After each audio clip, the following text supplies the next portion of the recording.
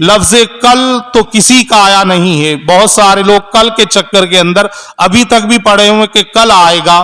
دیکھا آپ 2 دن پہلے جے پور کے اندر بھی بھوکمپ کے جھٹکے لگے ہیں, دلی کے اندر بھی لگے رات کے قریب 10:15 بجے یا 10:20 پر جے پور کے اندر بھی بھوکمپ کے جھٹکے محسوس کیے گئے ہیں.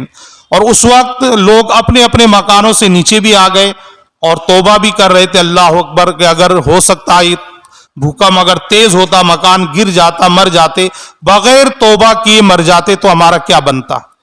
اللہ نے موقع دیا مگر اس کے باوجود بھی ہم کتنے غافل ہیں کہ ہم نے پھر بھی 2 دن گزار دیے کہ یار 2 دن چلو اور نماز نہیں پڑھ لیتے, کوئی بات نہیں, رمضان آ تو رہا ہے نا, رمضان آئے گا اس کے بعد پھر نماز بھی پڑھیں گے, روزہ بھی رکھیں گے, اللہ کی بارگاہ میں سارے کام کریں گے. مگر غور کرنے کا مقام یہ ہے کہ اگر ان 2 دنوں کے اندر ہی بغیر توبہ کیے مر جاتے تو ہمارا کیا بنتا.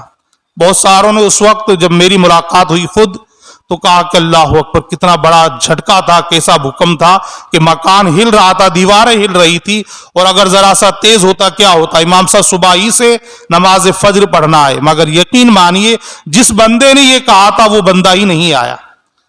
تو اتنے بڑے غافلت کیا ہے کہ ہمارے دل پر زنگ لگ چکا ہے. جس طرح لوہے پر زنگ لگ جاتا ہے, سرکار کے صحابہ نے عرض کی یا رسول اللہ لوہے پر زنگ لگتا ہے, تو کہا لوہے پر زنگ لگتا ہے, کہا دور کیسے کرے, کہا کہ بھٹی کے اندر لوہے کو رکھا جائے, گرم کیا جائے تو اس کا زنگ جو ہے دور ہو جاتا ہے. عرض کی یا رسول اللہ دلوں پر بھی زنگ لگ جاتا ہے, کہا ہاں دلوں پر بھی زنگ لگتا ہے.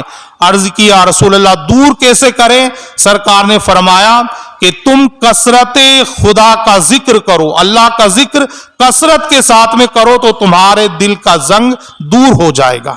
اللہ کی یاد کے اندر مست رہو تو تمہارے دل کا زنگ جو ہے وہ دور ہو جائے گا.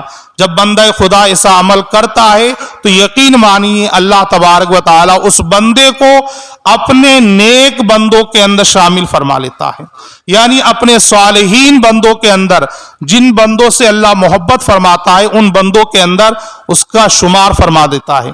تو ہم چاہتے ہیں کہ ہم دنیا والوں کے دوست نہیں ہو, اللہ کے دوست بن جائیں. تو اللہ کے دوست کے لیے تو تمام گناہوں کو چھوڑنا پڑے گا, اللہ کے دوست کے لیے تمام برائیوں کو چھوڑنا پڑے گا.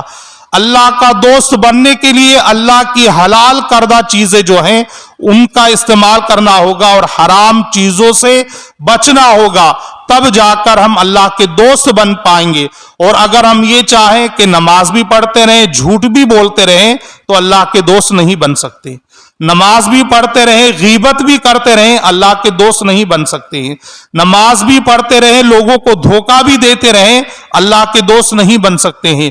نماز بھی پڑھتے رہیں, چغل خوری بھی کرتے رہیں, اللہ کے دوست نہیں بن سکتے ہیں. نماز بھی پڑھتے رہیں, گالی گلوچ بھی کرتے رہیں, اللہ کے دوست نہیں بن سکتے. اس کے لیے تو ان تمام چیزوں سے ہمیں بچنا ہوگا کہ جو گناہ کے کام ہیں ان سے بچیں گے تو یقیناً اللہ تبارک و تعالی کرم فرمائے گا, اور جب اس کے کرم کی بارش ہوگی تو پھر ہم سے سنبھالی بھی نہیں جائے گی.